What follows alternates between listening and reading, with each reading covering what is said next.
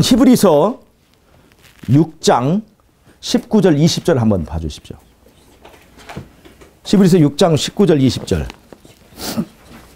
이 히브리서에는 우리가 상당히 풀기 어려운 과제를 하나 주고 있는데요. 히브리서 6장 19절 20절 한번 읽어보세요.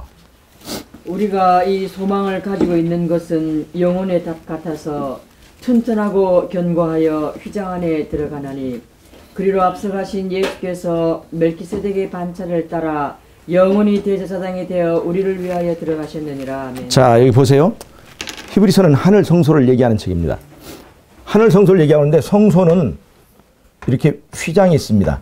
지성소와 성소를 나누는 이 휘장이 있고, 여기는 이게 뜰이고 이게 들어가는 문이고, 여기 휘장은 열려 있습니다. 또 여기 성막에 이 막을 가로막는 또 여기 휘장들도 있는데요.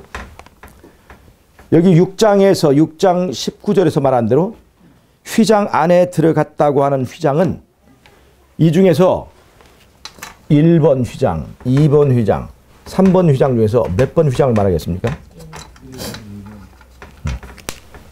1번 휘장을 말하겠습니까? 견고하여 휘장 안에 들어가나니 그리로 먼저 가신, 예수님께 먼저 가셨다고 그랬죠. 자, 이걸 1번 휘장이라고 하면 제일 언급되기 쉬운 것이 바로 1번 휘장인데, 문제가 뭐가 되냐면 우리가 예수님께서 지성소로 들어가신 것은 몇 년대에 들어가셨다고 배워왔습니까? 1844년. 그럼 지금 히브리서가 쓰여진 이때는 몇 년도입니까? AD 60년이나 64년에 이미 휘장 안에 들어가셨다고 얘기를 하는 거예요. 그럼 이거 어떻게 된 거예요? 그러니까 예수님께서 2번이라고 하면 딱 좋은데, 그럼 2번이라고 한번 해봐요. 2번이라고 그래서 이걸 2번으로 우리는 해석하는 거예요. 2번 휘장이라고 하는 거예요. 바로 성수의 입구에 들어가는 2번 휘장이라고 하는 겁니다. 그런데 10장 한번 보십시오. 10장. 10장 20절. 19절 20절 두 개 읽어보세요.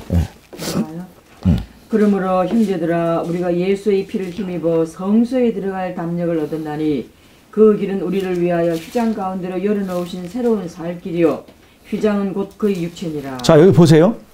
그의 육체가 나타낸 휘장은 1번 휘장입니다. 성소와 지성소를 가로막는 휘장이에요. 예수님이 십자가에 돌아가실 때 찢어진 휘장은 1번입니까? 2번입니까?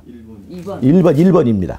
예수 십자가 때 찢어진 휘장은 1번 휘장입니다. 성소와 지성소를 가로막는 그 휘장이 촥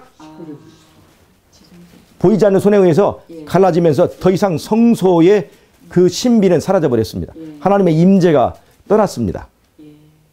그리고 그 휘장, 찢어진 휘장을 곧 그리스도의 육체로 비교합니다. 예수님의 육체가 찢어지듯이 휘장이 찢어지면서 이제 지성소로 가는 길이 열린 것을 말합니다. 그러니까 여기서 성소에 들어갈 담력을 말한다고 하는 이 성소는 무엇을 말하냐면 분명히 지성소를 말합니다. 그러니까 이런 맥락에서 보면 아까 6장 19절도 그 다음에 10장 19절도 다 똑같이 지성소를 말하는 거예요. 대제사장으로서 들어갔다고. 그렇죠. 대제사장으로 들어갔었어요. 그것도 물론 그렇죠.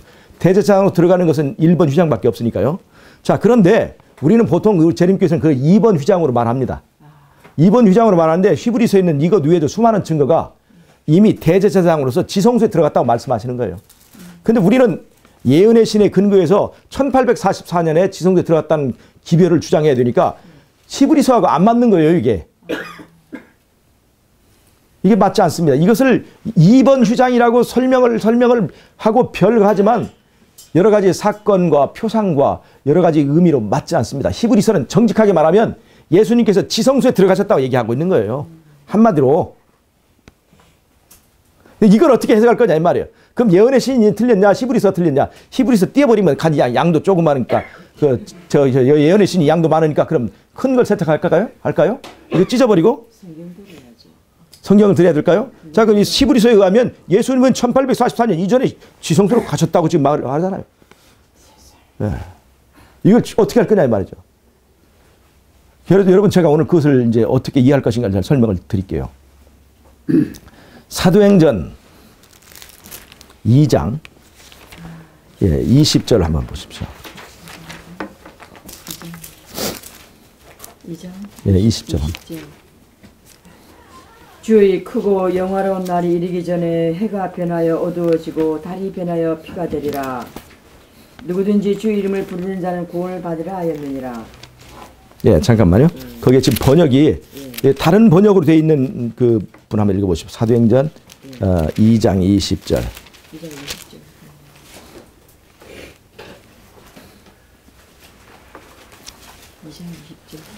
주의 크고 영화로운 날이 이르기 전에 해가 예. 20절이 아니고 17절입니다. 16절 17절입니다.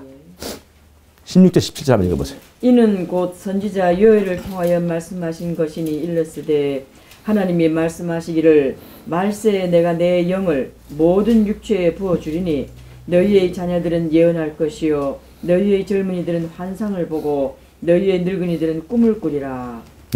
18절도 한번 읽어보세요. 그때 내가 내 영을 내 남종과 이동들에게 부어주리니 그들이 예언할 것이요. 자 보세요. 자 여기 보세요. 이 사도행전 2장 16절 17절은 요엘서에 있는 말씀을 그대로 인용했습니다. 요엘서에 있는 걸. 그래서 지금 말세에 주의 영을 부어줄 것이니 그 주의 영을 부어주면 이렇게 꿈꾸고 예언하고 선지자의 사역이 나타날 것이라고 얘기하고 있어요. 그러니까 지금 이게 말세라 이 말입니다. 그럼 지금 베드로는 이것을 지금 무엇을 설명하기 위해서 이 말씀하셨을까요? 베드로가 병 고치고 방언하고 그 사도들이 막 그런 오순절 성령의 역사가 일어났었죠. 그럴 때 사람들이 뭐라고 그러냐면 저 사람들 술 취한 거야. 새술이 취했다고 얘기했어요. 그럴 때 베드로가 그것을 변론하고 그것을 설명하기 위해서 요엘서를 인용한 것입니다. 이거는 말세에 있을 것이라고 얘기한 성령의 역사다. 자, 그럼 이제 그건 이해가 되겠죠? 근데 문제는 뭐냐면 도대체 말세가 언제가 말세냐? 여러분, 말세가 어느 때가 말세입니까? 1844년 이후부터가 말세 아닙니까?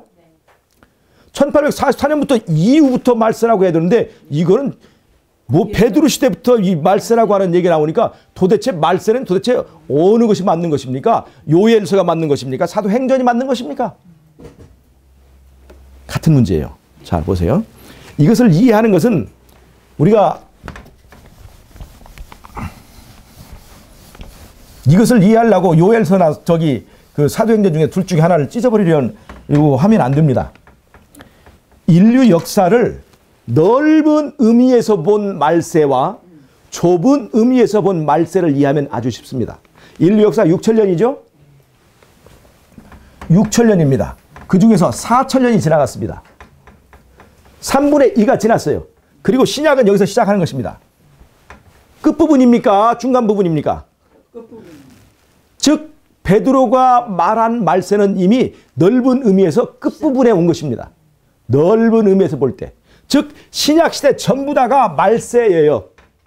여러분, 예수의 증거는 화이뿐의 길만 말하는 것이 아닙니다. 요한계시록도 그것이 곧 예수의 증거예요. 넓은 의미로 보면 그런 선지서들도 다 예수의 증거입니다. 다 이게 다 똑같은 문제예요. 신약시대 전체에게 적용되는 예수의 증거는 요한계시록이에요. 그리고 1844년 이후에 마지막 때 사건을 위한 예수의 증거는 화이트불을 통해서 우리에게 주신 그 기별들입니다. 우리가 예수의 증거, 예언의 신하면 화이트불의 글에만 이게 등식이 성립돼서 이걸 그렇게 보는데 넓은 의미의 예수의 증거는 신약시대에 있는 이 선지서들 다 그것이 예언서들 예수의 증거입니다. 또 모세의 율법 말고 나머지 에레미야와 에스겔 선지서들도 예수의 증거에 들어갑니다. 그 시대에. 그래서 모세의 글, 선지자의 글, 모세와 선지자 이게 둘로 나눠요. 어느 시대나 율법과 예수의 증거는 있었습니다. 어느 시대나 예언의 신이 있었어요. 그래서 어떤 넓은 의미로 보면 신약시대 전부 다가 말세라고 하는 거예요. 그러나 이 신약시대를 놓고 볼 때 협의, 좁은 의미로 볼 때 말세는 1844년 이후가 말세입니다. 마지막 라오디게아 교회 시대죠. 즉 좁은 의미로 보면 신약시대 중에서 언제부터 말세냐면 1844년부터 말세예요. 그래서 1844년부터 말세이기 때문에 그 말세에 나타난 이 요엘서에서 말한 영의 역사가 바로 엘렌 G 화이트를 통해 나타난 바로 선지자의 등극입니다. 출현이에요. 그리고 더 좁은 의미에서의 말세는 바로 우리 시대에 느든비 성령이 내리는 그 사건을 말하는 것입니다. 그럴 때 우리에게 요엘서에서 약속한 그 영이 우리에게 부어지실 겁니다. 이렇게 성경을 이해할 때 유연성을 가지고 적용하는 지혜가 있어야 돼요. 믿음만 있어서도 안 되고 지혜가 있어야 된다고 그랬잖아요. 성경을 해석을 할 때 양심만 가지면 안 되고 지혜가 있어야 돼요. 이렇게 되면 말세의 개념을 이렇게 보면 다 정리가 됩니까? 안 됩니까? 자, 이런 방법으로 히브리서와 이 예수의 증거, 예언의 신간에 있는 이 개념에 대한 정리를 이해할 수 있습니다. 지성소에 대한 개념을. 잘 보세요. 지성소하고 성소는 1대 2의 비율을 가지고 있어요. 근데 구약과 신약을 다 하면 몇천 년 역사가 되겠습니까? 대강 6,000년 역사가 돼요. 대강. 뭐 6,001년이냐 6,002년이냐 그것이 중요한 게 아니에요. 6,001년이나 6,002년이나 아니면 5,999년이나 대강 보면 다 6,000년입니다. 쌀 한 가마에서 한 줌 더 줬다고 그것이 한 가마가 아니고 한 줌 뺐다고 한 가마가 아니겠습니까? 쌀 한 가마 가마 단위로 할 때는 한 줌, 두 줌이 중요한 건 아니에요. 그냥 한 가마가 드는 거예요. 우리가 인류 역사를 그런 식으로 6,000년으로 보는 것입니다. 근데 쌀 가마로 세는데 그것을 쌀 가마를 쌀 알로 세가지고 이것이 어느 때가 한 가마냐라고 세는 것처럼 어리석으셨겠죠. 그래서 언제가 6,000년이 되느냐 그때가 예수님이 재림할 때다 이렇게 따지는 것은 어리석은 것입니다. 쌀 한 가마로 한 가마 단위로 세는데 쌀 알로 세가지고 그걸로 맞추려고 하는 것은 참으로 어리석은 거예요. 이게 신약과 구약 시대를 다 합치면 여기가 4,000년 정도, 여기가 2,000년 정도입니다. 몇 대 몇이에요? 1대 2죠. 이 구약 시대를 넓게 봤을 때는 이 부분이 성소 시대예요. 이 부분이 넓게 봤을 때, 인류 전 역사를 놓고 봤을 때. 그 다음에 이 신약 시대 전부 다가 지성소 시대인 것입니다. 그래서 이 신약 시대에 예수님께서 어느 성소에 들어가셔요? 하늘 성소로 들어가시죠. 그러니까 이 구약 시대에는 모세의 성소가 대부분 예를 들어서 무슨 아담 때도 있지만 어떻든 간에 표상의 성소가 있잖아요. 모세의 성소가 지배하고 있었는데 여기서부터는 하늘 성소가 있습니다. 모세 성소와 하늘 성소를 전 인류 역사를 거시적으로 놓고 볼 때 하늘 성소는 모세 성소 시대를 성소라고 한다면 하늘 성소 시대는 지성소로 볼 수 있습니까? 없습니까? 그게 바로 지성소 시대가 되는 거예요. 그러니까 신약 시대 전체가 지성소 시대가 될 수 있는 겁니다. 그러니까 하늘 성소에 들어갔다는 말도 맞고 지성소에 들어갔다는 말도 맞아요. 다만 뭘로 봤을 때 전 역사를 놓고 비교했을 때 1대 비율이 맞죠.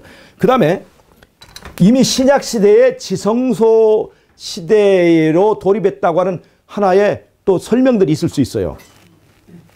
지성소 시대, 태속주일날 어떤 일이냐면 두 염소를 놓고 제비를 뽑아서 여호와의 염소와 여호와를 위한 염소와 아사셀 염소를 뽑습니다. 하나님을 위하여 바쳐지는 여호와를 위한 염소와 그 다음에 죄의 짐을 지고 성소에서 쫓겨나는 염소가 있는데 그게 아사셀 염소예요. 근데 예수님이 재판을 받을 때 두 죄인이 있었습니다. 두 반역죄인. 반역죄로 고발된 두 사람이 있었는데 하나는 예수님이고 하나는 바라바였습니다. 바라바. 바라바죠. 바나바는 제자 이름이고 바라바. 바나바라고 있어요? 바라바가 그 살인 중죄를 지은 사람이에요. 바나바는 예수님의 제자였고 바라바가 있었습니다. 그 예수님의 별명은 바라바고 이 죄인은 바라바였어요. 근데 둘 다 반역죄로 고발당했습니다. 그런데 그 빌라도가 어떤 사람을 놔줄까? 그럴 때 유대인들이 바라바를 놔주라고 그랬어요. 그 바라바는 살아서 나가고 예수님은 제물로 바쳐졌습니다. 예수님은 여호와를 위한 염소가 되어서 제물로 바쳐졌고 바라바는 살아서 나갔습니다. 이 살아서 나간 게 누구냐면 아사셀 염소예요. 그러니까 예수님의 입지가 예수님과 바라바를 놓고 보면 마치 대속죄일 날 살아서 나가는 아사셀 염소와 죽어서 제물로 바쳐지는 그 두 염소의 운명을 그대로 보여줍니다. 대속죄일 날 있는 그 사건이 이루어진 거예요. 그 다음에 이 대속죄일 날 드리는 염소를 잡아드리는 염소 제사는 대속죄일 날 드리는 염소 제사는 이제까지 드린 수많은 양들, 수많은 양과 염소, 소 모든 제물이 내 제물을 대표하는 것입니다. 이제까지 드린 모든 제사를 대표해서 드리는 제소가 바로 이 여호와를 위한 염소의 제사입니다. 그러니까 이제까지 것들은 이 여호와를 위한 염소의 그림자들이었어요. 그러니까 대속주일 날의 염소 제사는 이제까지 한 해 동안 드린 모든 제물들의 실체였습니다. 근데 예수님이라고 하는 분이 십자가에 돌아가신 것은 이제까지 드린 모든 양과 염소의 제사의 실체였습니다. 맞습니까? 그러니까 예수님의 십자가의 제사는 넓은 의미로 보면 이미 지성소 시대의 돌입을 말한다 이 말입니다. 자, 이해 가십니까? 그래서 넓게 봤을 때는 신약 시대 전체가 지성소 시대입니다. 넓게 봤을 때는. 그래서 이 요엘서에서 말한 대로 말일이라고 하는 이 말세의 개념이 신약 시대 전체에 적용되고 히브리서에 말한 대로 이미 지성소로 가는 길이 열렸다고 하는 말은 맞습니다. 틀린 말이 아니에요. 그리고 좁은 의미로 대속주의를 잡으면 신약 시대만에서 신약 시대를 놓고 이것을 성소 시대와 지성소 시대를 나누면 1844년부터 지성소 시대가 열린 겁니다. 좁은 의미에서의 대속주일이 열린 거죠. 화이트보이는 바로 그것을 말한 것입니다.